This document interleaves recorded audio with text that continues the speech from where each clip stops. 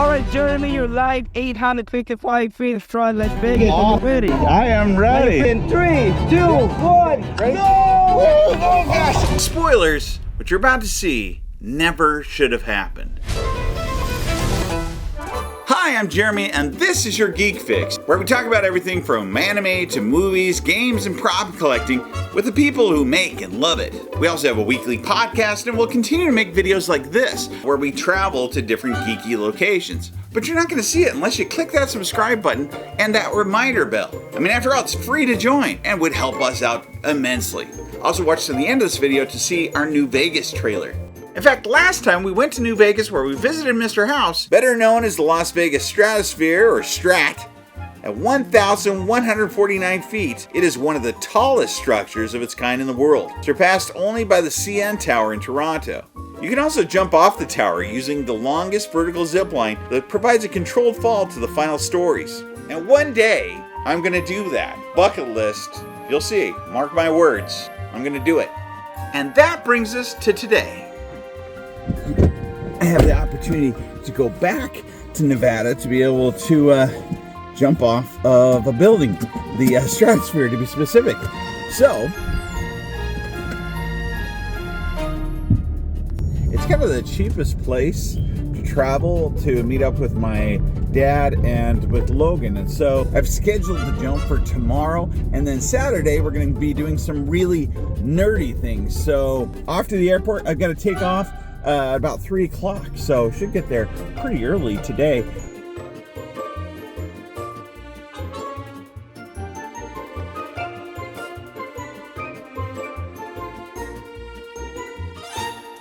So it turns out that my flight has been delayed until 9 p.m., which is quite a long time from now, because that's like 6 hours from now.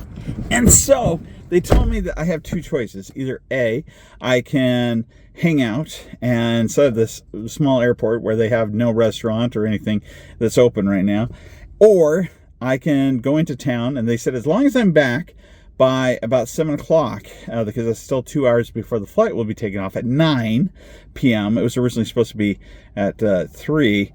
Then I should be safe. So I think I haven't slept yet, and I'm hungry. I think I'm going to go ahead and go get some food and take a short nap and go from there.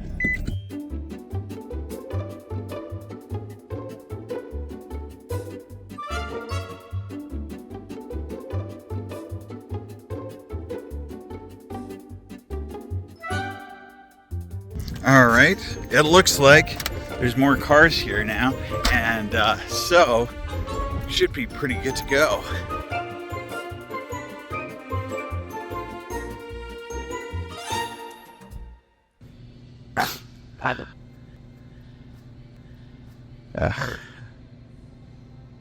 So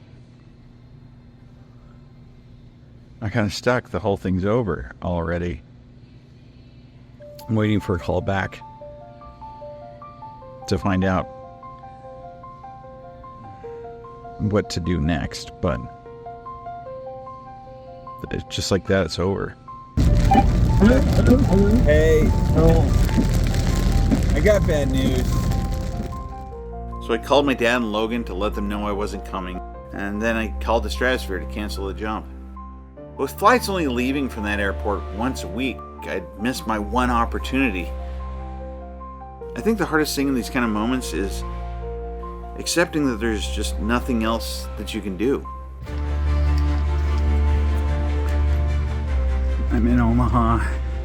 Last night I actually tried to take the flight from Grand Island to get to Vegas, but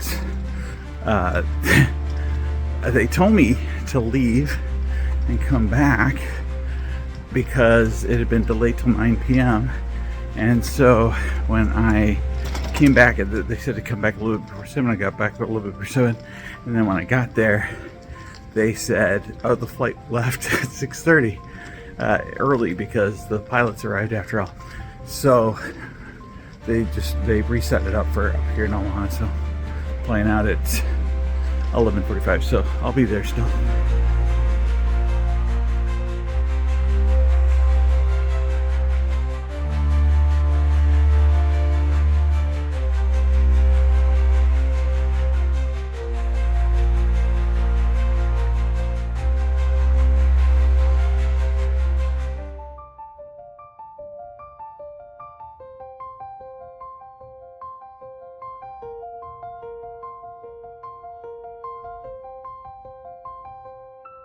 Well, here I am once again in Las Vegas.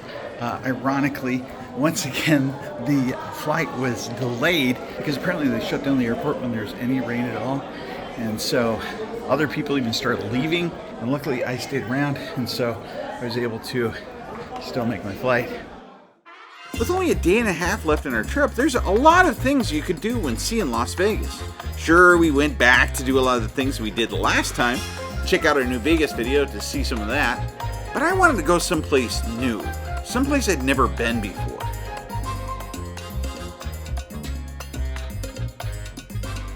The Valley of Fire, which is featured in a lot of Star Trek films and other space movies.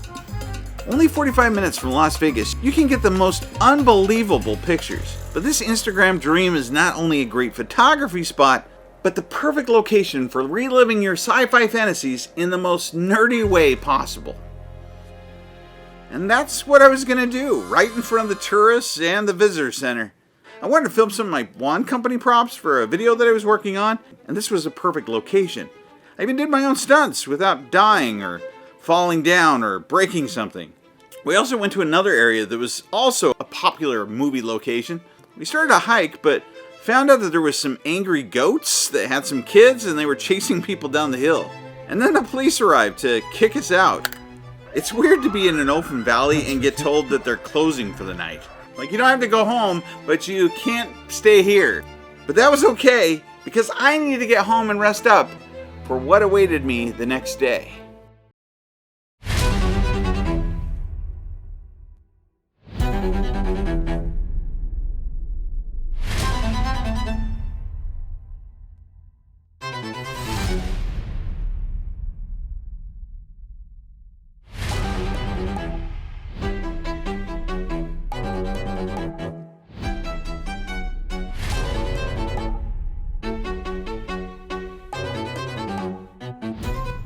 Alright, Jeremy, you're live 855 feet straight. Let's begin. Already, I am ready. Yeah, I feel good. alright, you stay right there for me, okay? You got it? There. Battle right here, sir. Oh, yeah, okay. Face me. Okay. And look back inside. We're gonna do another picture. Alright? Yeah, I like looking at the wrist. Yeah. Alright. Thanks.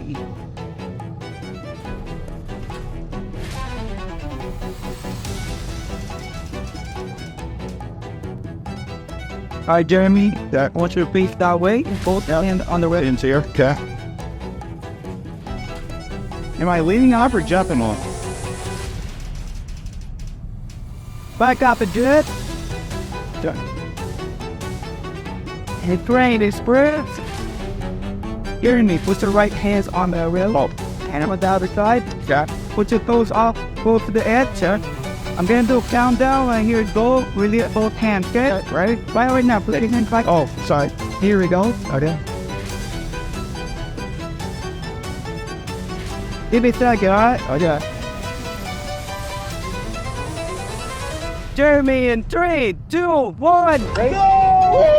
There's something you need to realize here. There's no motor that I'm attached to, no counterweights, no bungee. This is a free fall. The only thing that I'm attached to is a cable, and that cable is only wrapped around a free spinning cylinder, and that cylinder is only attached to a fan, and that's it. So how is that going to keep me from falling to my death? This is SkyJump's fan descender, also known as a high-speed descender, and most commonly known as a power fan or freefall descender. It was invented by stuntman Vic Armstrong, who you might better know as Harrison Ford's stuntman from Indiana Jones. In 2001, Vic even received a Technical Achievement Academy Award for the fan descender, after accurately and safely arresting the descent of a stuntman in green ice. But how does it work? You see, when you fall, it's a form of kinetic energy. And just like any type of energy, you can actually redistribute it to decrease it. The heavier you are, the greater the energy. But in this case, that potential energy is dissipated or used up through the fan. So the rate of descent and weight of the load determine the transfer of that kinetic energy to the fan, and that's what slows you down.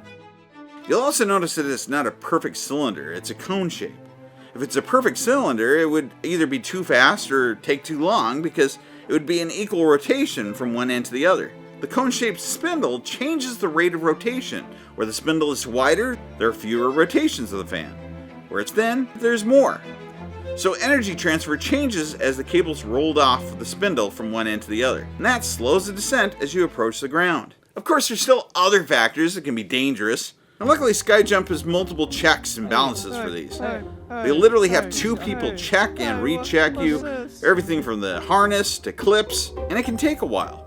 The first time I went out onto the terrace, there was something wrong with the GoPro. It wouldn't turn on, and so we couldn't just go back inside and get it. We actually had to go back through all those checks and balances again before I was allowed to jump. And then they kind of hoist you up on your toes.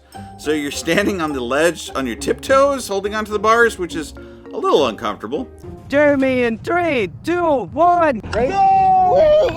Now, one other thing that you should know before we go any farther.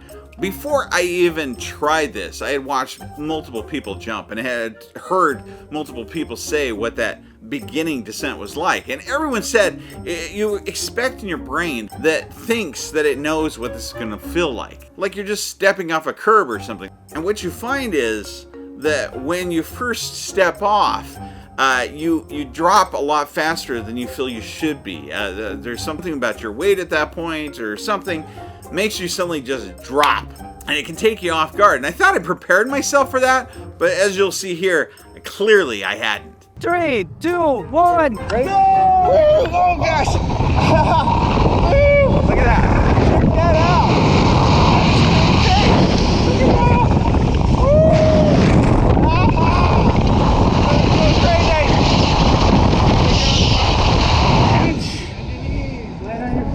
All right.